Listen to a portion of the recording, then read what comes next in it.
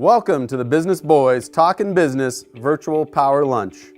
Please welcome your hosts, Tyler Price and Brian Magleby.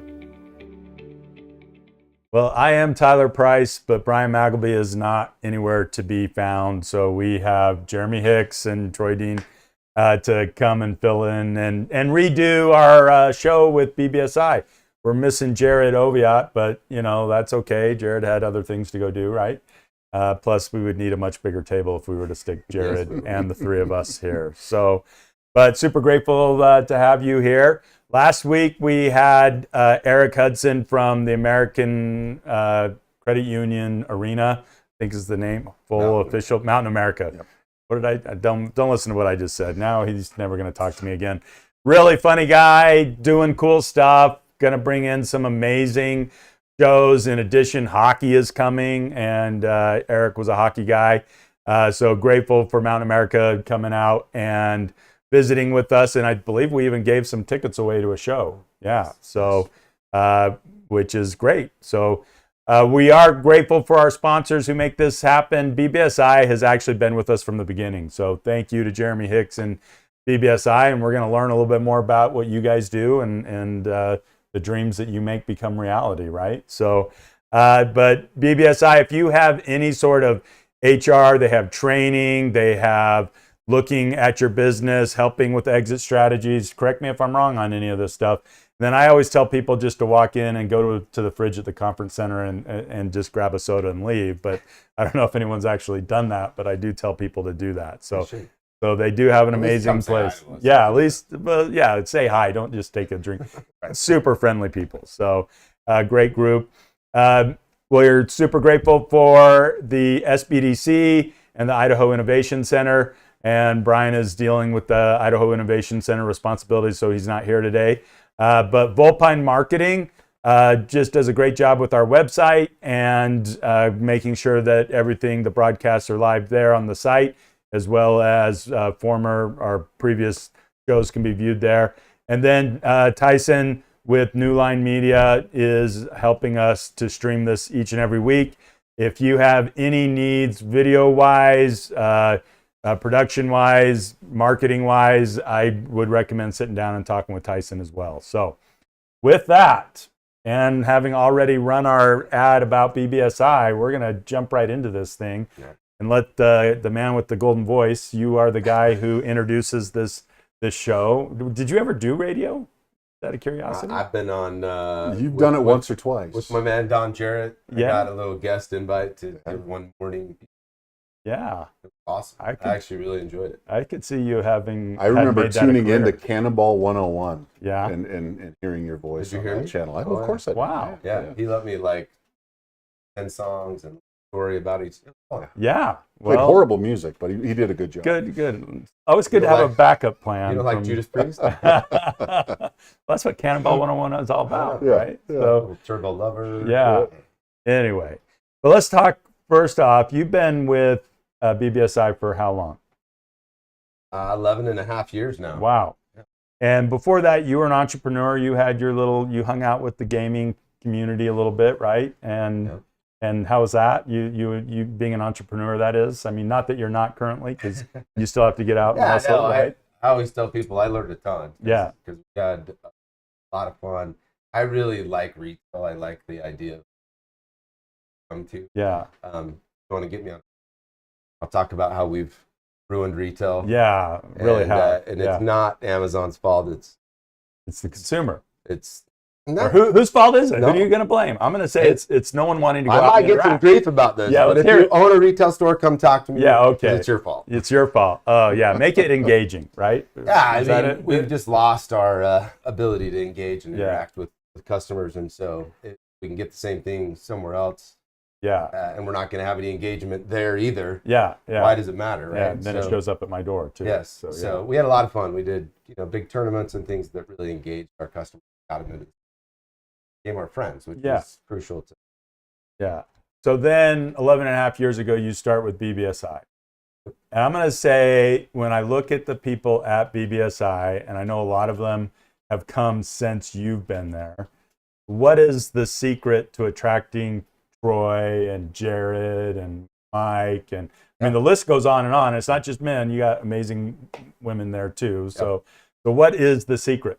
Because finding top talent is not easy.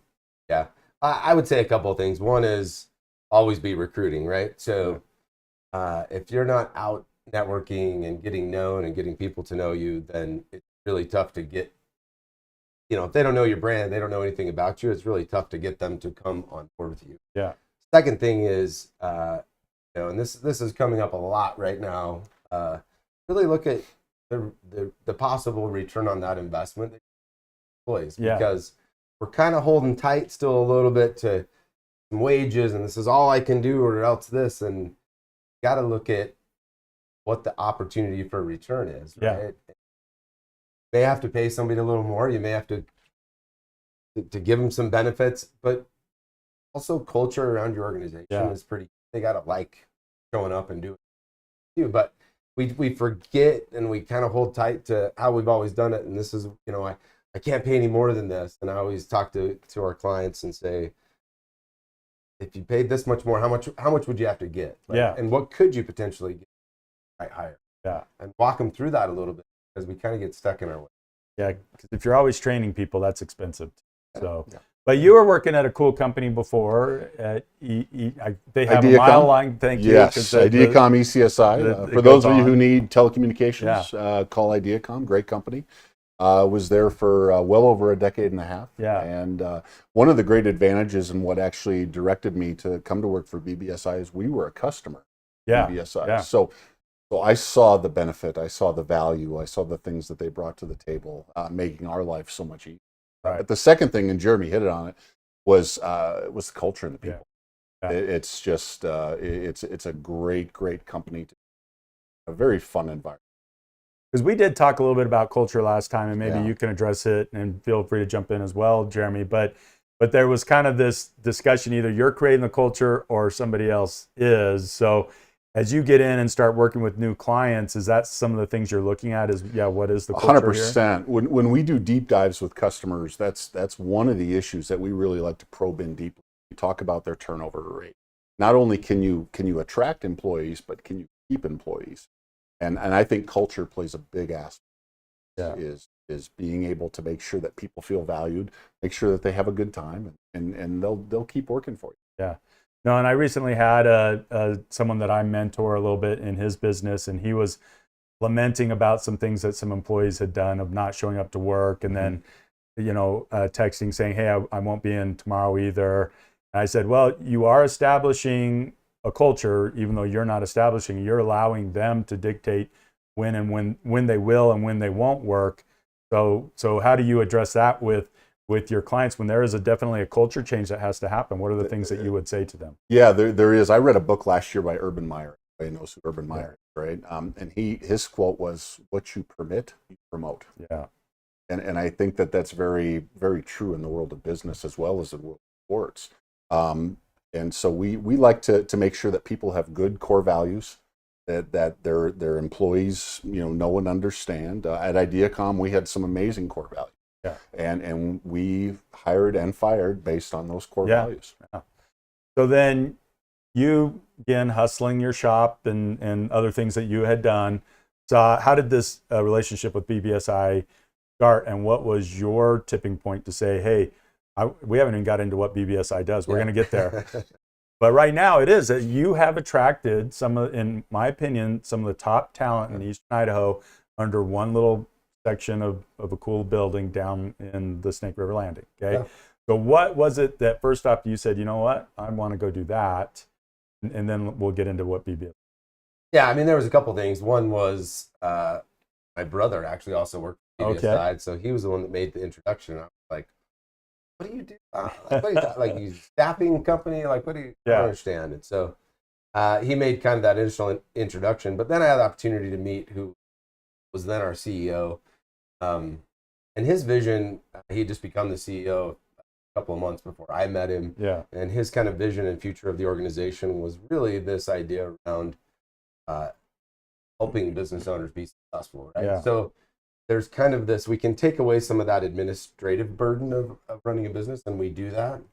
But his idea and his focus was around this strategy too. So how could we combine kind of a strategic and a tactical approach to helping business be successful? Yeah. There's a high fail rate, and I was in the thick of being one of those statistics.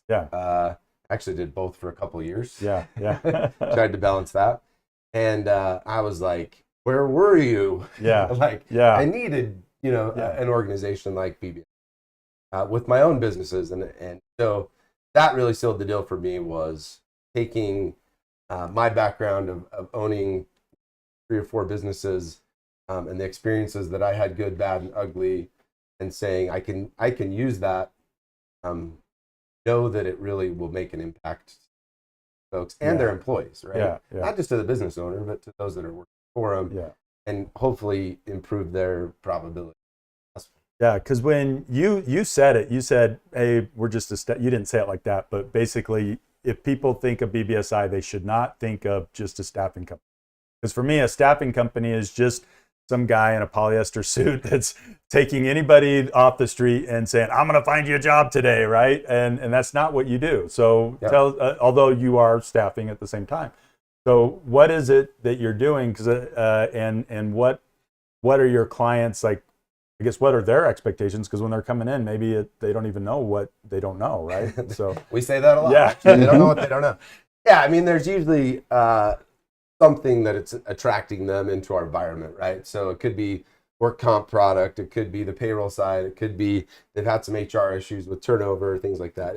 I mean, there's hundreds of those, right, of possibilities. But the overall objective, and this is where I think BBSI has really grown up, product offering so solid, is everybody gets a team of people, right? And so, if you search and start searching payroll on Facebook, you're going to get slammed with 100 different ads they're sexy. They are sexy ads, and they'll do the demo with you, and you'll be like, wow, I'm going to attract all these great employees through this system, and they're going to come in, and it's going to be so easy.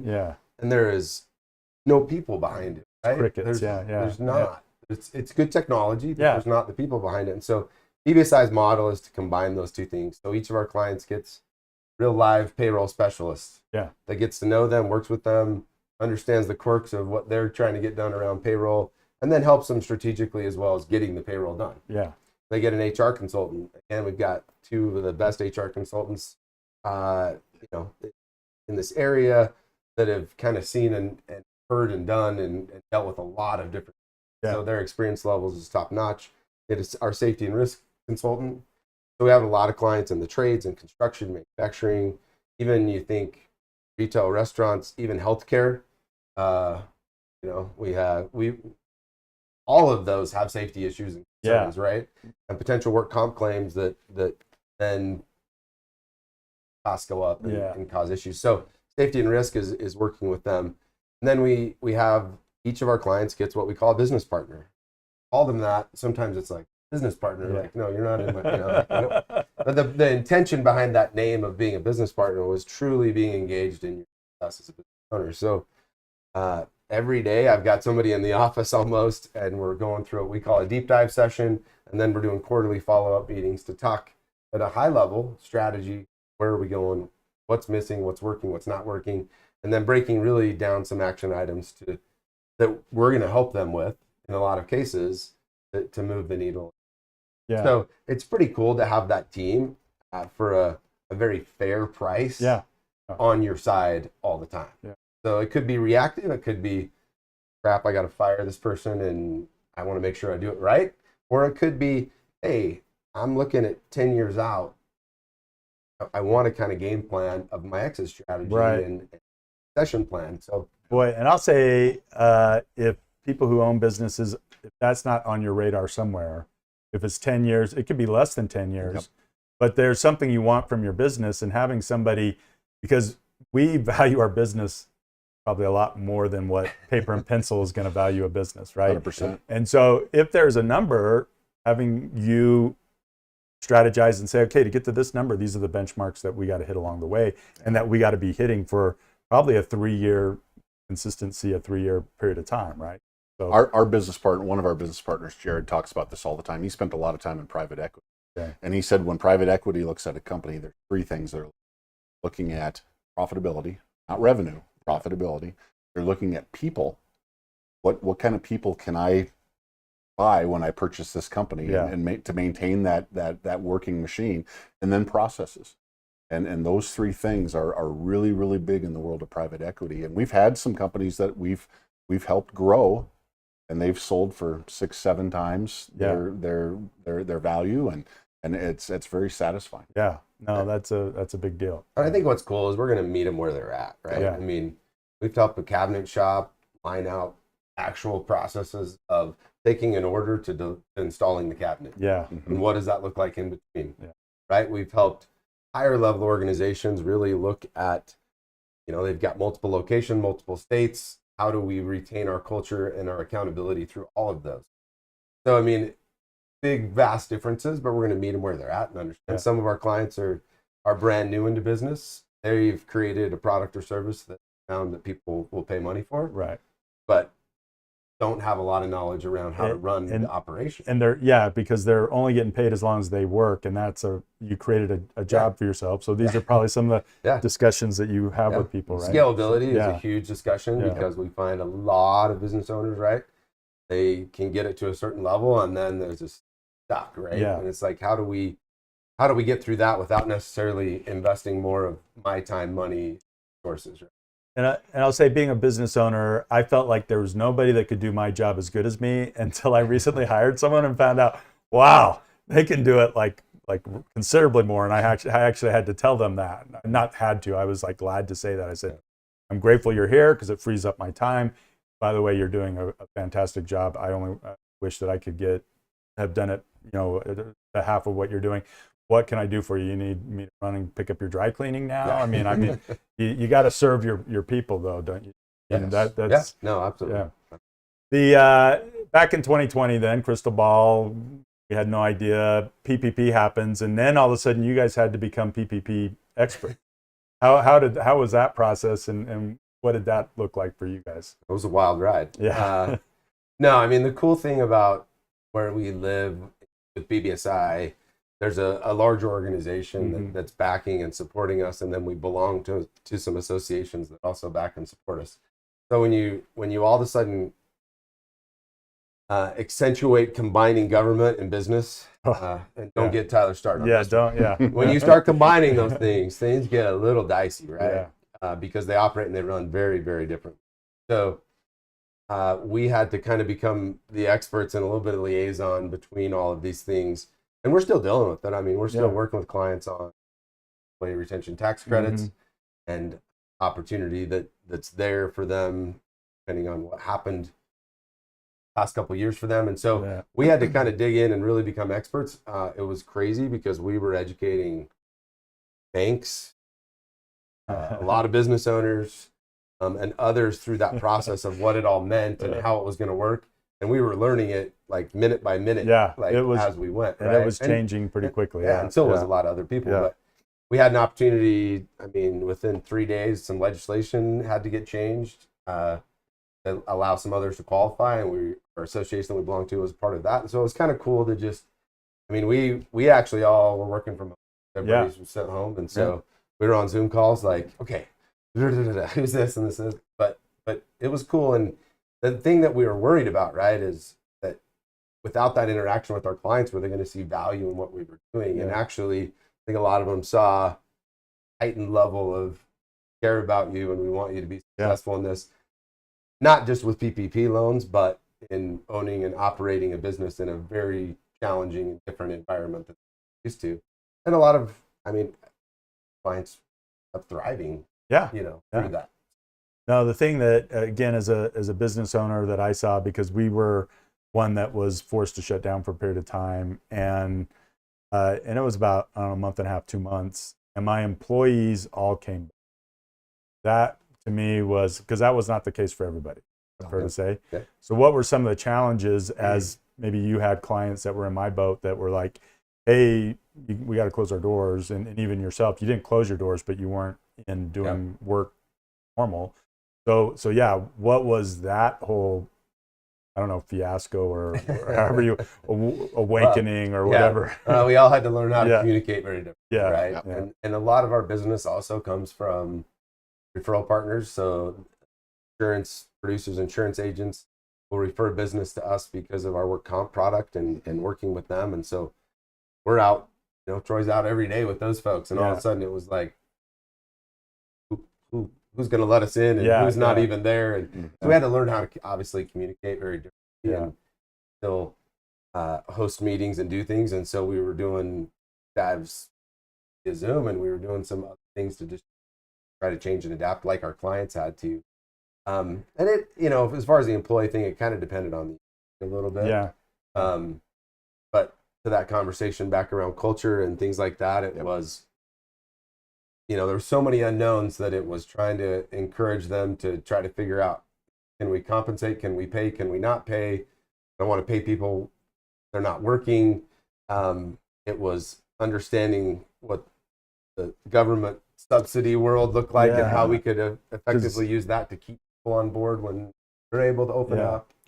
So, because again, there was a lot, because we had employees that, not all of them, but some of them made more money not working. And when it came back to, hey, we're back open, again, they all returned. I was just, all I could do was say thank you. But which I think that speaks to my wife's culture more than. But your things that you're really good at, and go ahead, do you have a comment? Oh yeah, I was just going to please? say, in 20, I was still in the telecom industry, and we were considered essential. Yeah, good. So I did not get to work from home. Yeah, Every day I went to the office, and kind of bummed I didn't get a day off the entire COVID. But no, we definitely had a lot of challenges with technicians, with being able to get people inside of customers' locations.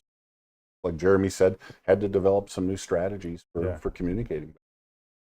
Now, you guys running your business, because you're out networking, you got to do it not only in Idaho Falls, but in Twin Falls also. They just put you in cities that end in falls, right? We're still trying to come up with a fancy name for our region, but we haven't quite figured it out. You got any ideas? Yeah, the region of falls, I guess. Yes, the falls. But that is like an art that too many businesses don't do. So where you kind of mentioned, retail, the struggle of retail is more them than it is the actual model, right? Because speak to networking, and how do you network, and what are you doing as you network? Because it's not, there are people that, I'm going to say before you answer that, there are people that go into it like, I'm here to get something out of this, which I think we all are, but if that's the main point, I think it's not as efficient. That's my opinion. It's not, and my position at BBSI is I'm what's called business development manager, BD. And I'm really the tip of the sales spear. So a lot of times I'm the first contact with our referral partners, with our businesses that we're talking to. I spend a lot of time in networking groups. I'm part of a BNI chapter. I go to RiseX. I attend a lot of organizations. But also at the end of the day, your best networking is word of mouth. Okay, so I ask customers for referrals. I have no issue if we're doing our job going into that customer and asking them, who else do you know that I can talk to? Yeah. And I so much in my life I equate to basketball, because in a lot of ways I spent so many years basketball playing, right? in another life, right? But in high school I was always scoring. I was a scorer, scored a lot of points. When I got to college, I found out I really wasn't that good. I was tall, but I just really wasn't good. So I had to be good at something else. And so what I got good at was setting screens. And when I would go out and I would set a really good screen for Jeremy, I'd find 9 times out of 10, I would be the one that was open, because my guy would have to help. And so I take that same philosophy to networking. If I'm out looking for somebody for your assistance, somebody that Tyler's looking for, it's going to come back to me. And I think it's just that wanting to give before you receive attitude. And that helps me a lot. And does BBSI have a basketball team? Because I think you guys could pull one off.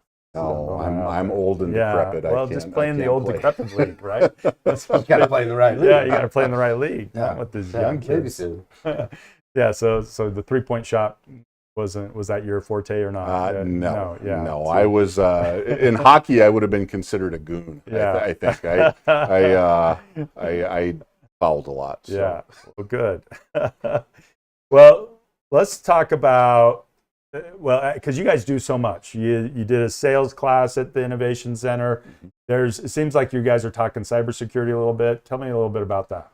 Yeah, so one of the things that we do is monthly lunch and learns, and so we invite clients, and depending on how many people, as far as clients, want to come, we also open up to the public. The one for tomorrow, we're opening up to the public. So if you want to come, our buddy Shane Levitt, he's bringing in some guys from Cloaked Cybersecurity, and basically really diving in, talking about how you can protect your business from those threats. And we were just talking about before we started, it's one of those things that like doing a sexual harassment training. Sometimes it's like, I don't want to go to that, right? Yeah. But the reality is when you need it, right? And prevention is way better than the potential harm that this causes. And so when you think of cybersecurity, it may not be the sexiest thing, but man, there is whole organizations just waiting to take you down. Well, and what most small businesses don't realize is that they think to themselves, well, I've only got 4 employees. What would anybody want with my information? Right. Well, you're actually a bigger target because you don't have the sophisticated firewalls and networks and security that the Targets and the Walmarts have. So hackers actually look at you harder than they would a large organization. So come, we'll feed you lunch. And where's that at? A free lunch at BBSI tomorrow at 11:30 at our BBSI office. I think we're related. Yeah, always a good time. The other thing I'll bring up too is my staffing folks. Said we weren't a staffing company.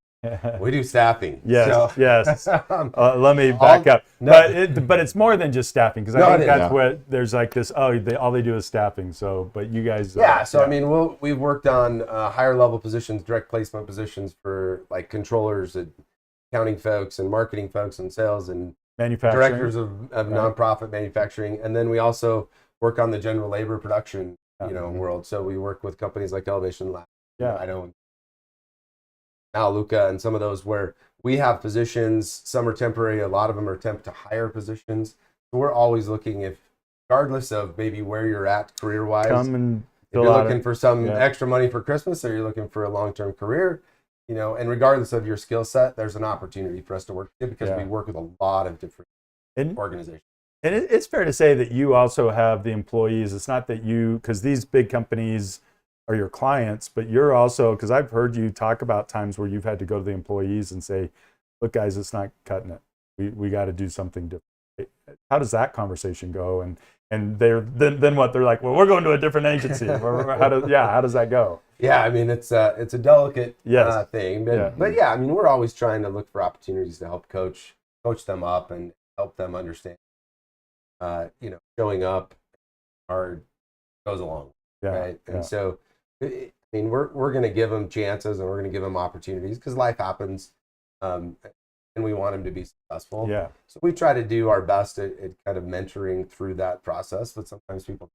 When you're talking about, the other part of it is that we're seeing a lot of right now is setting good expectations, right? And so a lot of times we'll hear business owners complaining about the work ethic, or people not showing up, or not being on time, or when they're there, they're not working very hard. And when we sometimes go observe what's really happening, they're not getting any direction. There's no policies around. It's the culture that they're not creating that's getting created, right? Right. So sometimes we start at 8, and sometimes we start at 9. Yeah, that doesn't work. And if the owner's there at 8:30, you better be there at 8:30. But if he's not till 9, you're okay. And so, we create our own, dysfunction sometimes around setting expectation. And people actually, a lot of times, want that expectation. We think everybody wants, especially new generation come in, they want all the autonomy and freedom and lots of money, and we kind of put them in that category. And really what they want is, what's the expectation? And I will determine if I can meet that expectation or not. And if there's not one, that's where it breaks down often, because we're just miscommunicating what we're trying. Well, is there anything else about BBSI or about anything that we didn't discuss today that you want to bring up before we get into your quote and some? One thing I like to bring up to every person I work with, prospect, regular customer, I think it's really important to note that 1 out of every 10 businesses survive 10 years. Yeah. Okay, so it's a very, very low percentage. I read a document last week that almost 50% of people engaged with a PEO, a professional employment organization like BBSI, will survive. Wow. In 10 years. Yeah. So the uptick is staggering. Yeah. Because of all the things that we take care of for that business owner. We allow them to work on their business as opposed to in their business. Plus, in addition to that, you got really sharp people there that is just another set of eyes on the business as well, right? So grateful that you're here in the community. Grateful for your support here with our little show that my mom is probably the only one that watches. But no. Hey, perhaps tell my mom. So I'll have her watch. Well, good. But tell us about your quote, though. I kind of liked it because at the end of it, you got to slap Troy across the face, is I think what I said, right? So it's a little tough right now to just like Will Smith. But, but I like it. Yeah, he's got a new movie coming out, so he'll be back. He'll be back. He's fine. Yeah. No, this is, if you haven't listened or read his book, it's actually somebody actually in church quoted from the book the other day. Yeah. I didn't say where it was from, so I called him out on it. Yeah. Ain't no Will Smith right there in church, and he was like, "How'd you know?" It's a great book, but one of the stories that he tells in the book is about his dad making him and his brother build this wall. Right? They don't even know why. Like, there's not a lot of sense of why they're building this wall and everything else, and so they go through this whole process. You need to look at it, but he eventually figures out why his dad's having to do this. Dad teaches him something about just lay one brick at a time and lay it as perfectly as a brick can be laid. And he realizes by the end that they actually have built a great looking wall. Wow. Yeah. But it was just one brick at a time. Yeah. And I think sometimes we try to take on, the world, and it's like, what are we going to do today to just move things along? What are we going to do? We talk about this a lot in our organization as far as discipline. And discipline is the hardest thing to do, especially for entrepreneurs and business owners, because we're like, all over, right? Yeah, and we're chasing this, or we're chasing that. Yeah. And discipline doesn't mean obedience. It doesn't mean like we have. It means, what are the things that we're going to do every day to move the needle, and how do we help our organization that? And then we can go play, and we can go chase the other dream and do whatever if we're doing this. So. Yeah. No, there's a great book, Good to Great, that also has that. Today we're talking about. Right. Yeah.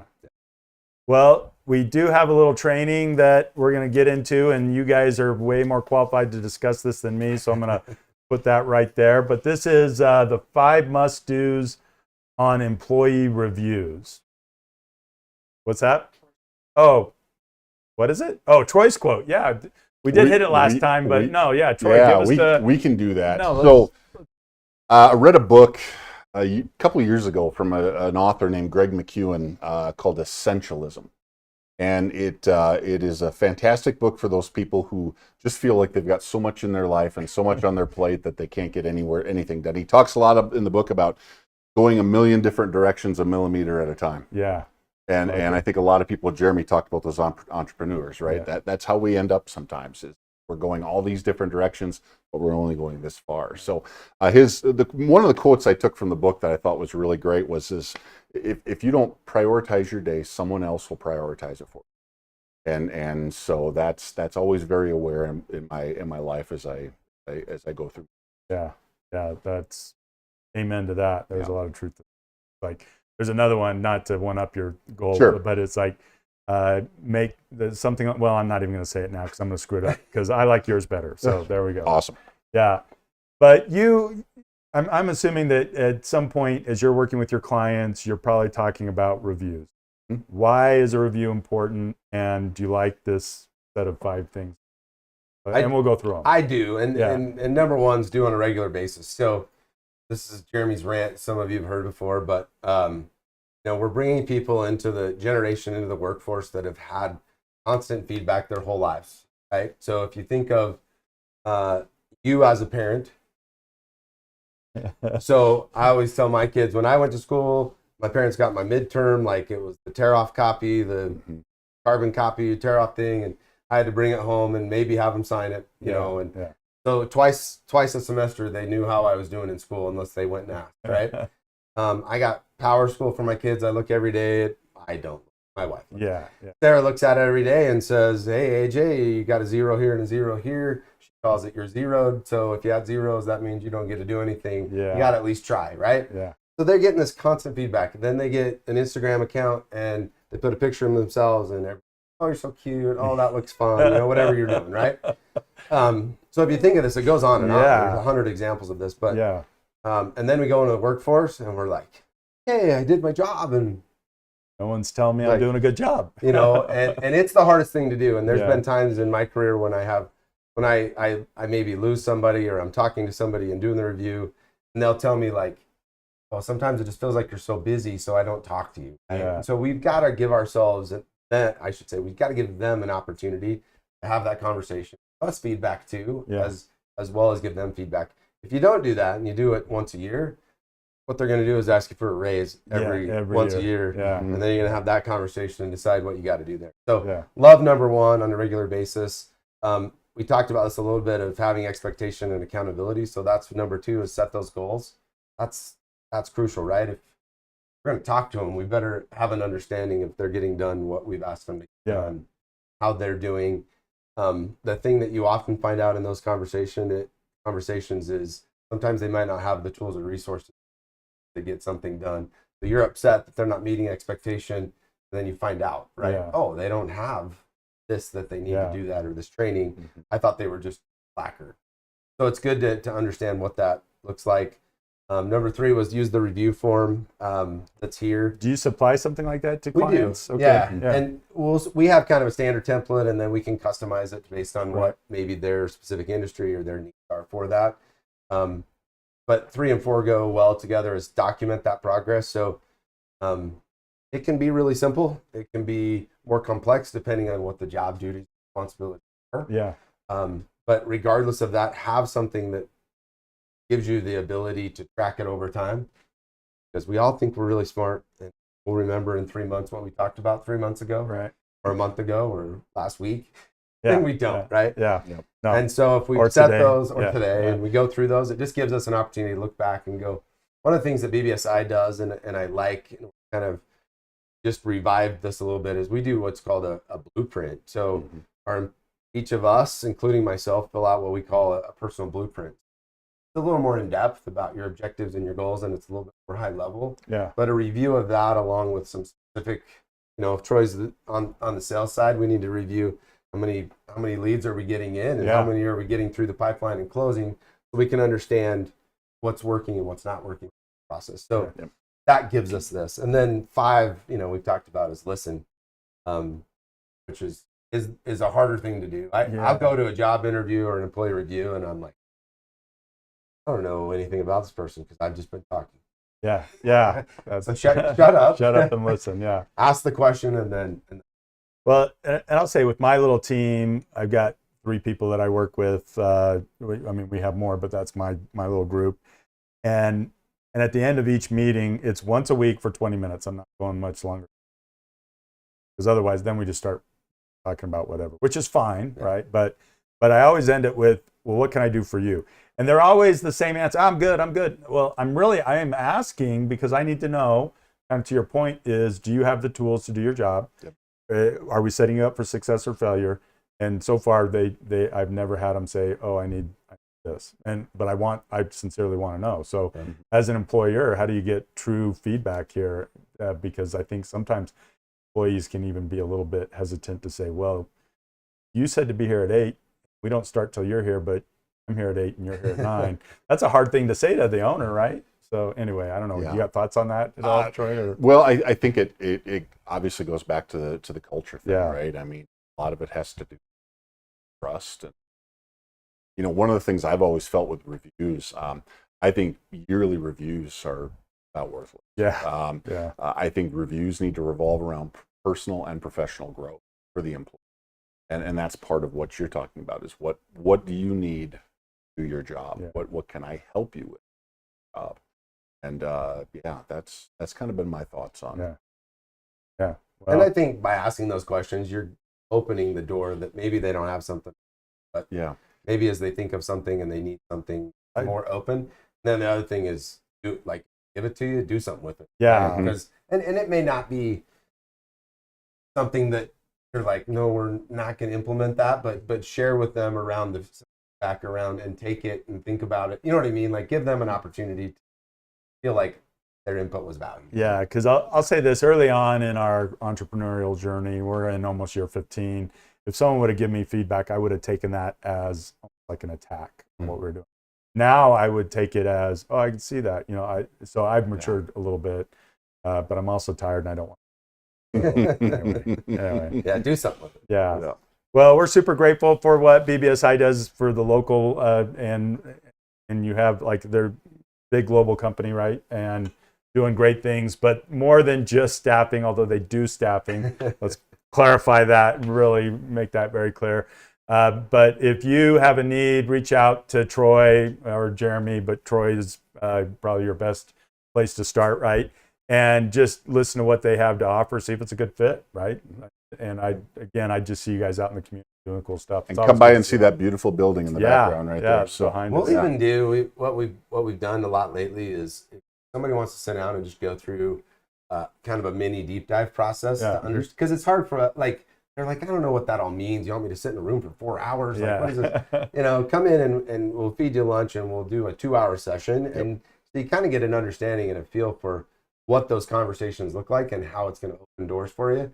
And then we can outline, you know, the structure of the other stuff that we do with that. But it'll give you a good insight into, and it's for free. Yeah. And it'll just be some free, like we'll open some doors for you. I walked in and we shot the bull for, I forget what it was even about. It was one of my stupid ideas. And you probably said, yeah, that's a okay idea. But anyway, I don't know.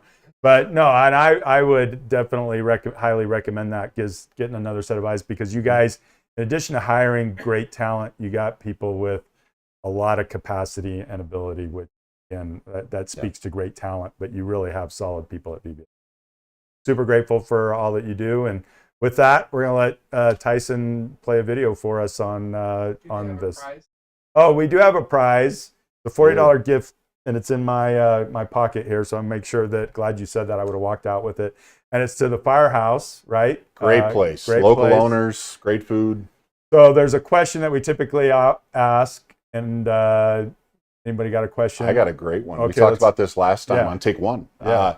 What does PEO stand for? Yeah, because I don't remember that, because it was a big long word or something. It was, yes. So if you know what PEO, and not POE, but PEO. Not Power over Ethernet. Yep. PEO. So you get that text to Brian's number right there, 208-520-9400. He's in a meeting right now, so text him. And text him multiple answers. Yeah, multiple. Yeah. And get that answered. Keep guessing. Google and whatever. Yeah, that'll probably give you something. And we'll get you that $40 gift certificate on BBSI. So, all right. Go, give us a thumbs up. The purest essence of what makes a business tick is sometimes fleeting. It's not always available to draw on demand. So if you can capture these things on video, you're capturing magic in a bottle. My name is Tyson, and I own New Line Media.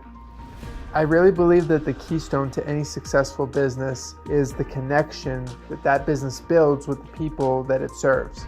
Traditionally, these attributes were all achieved through interpersonal communication. It came through authentic connection. Then the arena of the internet introduced a whole range of resources that expanded what businesses were capable of achieving. But the trade-off for these new resources was that authentic connection with the people that we serve. And without that connection factor, businesses become commodities, just a name and a price tag. So the dilemma businesses face today is how to preserve that sense of connection in a digital space. And I believe that the answer to that problem is video. At New Line Media, my goal is to help you take your influence, your passion, your spirit, your essence, and make it available to anyone, at any time, no matter where they are. When the power of video is truly harnessed, it can become so much more than just a flashy way to promote yourself. Video can help your business build trust in those you serve or want to serve. It can build familiarity. It provides information and education, and most of all, it can pull your customer into your space for a few moments and give them a taste of what working with you would be like. It provides them with that in-house connection experience, no matter where they are. And that is what I focus on, because it's all about making a connection. So if you're a business owner who's ready to shift gears and unbind yourself using video as the business asset that it should be, then go to my site and submit a request to work with me. If I think I'm going to be the best fit for you, then I will reach out and we will schedule a time to meet.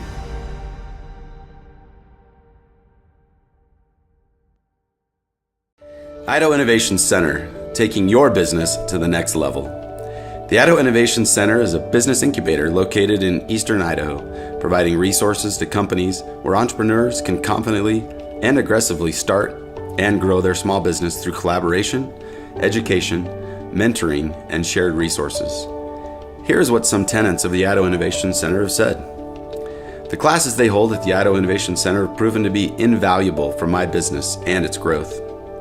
The Idaho Innovation Center has given my business the support when needed in areas of business strategy, marketing, networking, and growth opportunities. An innovative tenant said, "The training and mentoring has helped us accomplish things we would never have done on our own. Thank you." And a technology client said, "The Idaho Innovation Center has been a perfect partner for our startup. The staff is focused on taking business to the next level, and we have." And finally, I would recommend the Idaho Innovation Center as the best resource to either start or grow your business in eastern Idaho. The Idaho Innovation Center, stimulating entrepreneurial spirit and innovation through business growth and development in eastern Idaho. At the Idaho Innovation Center, entrepreneurs can confidently grow their business through networking and educational opportunities with experienced business professionals. There is access to many free amenities, including one-on-one business mentoring and advising through the Small Business Development Center, conference room usage, and reception services. Everything we do at the Idaho Innovation Center is designed to help keep costs down and energy up for growth-oriented businesses. Let the Idaho Innovation Center take your business to the next level.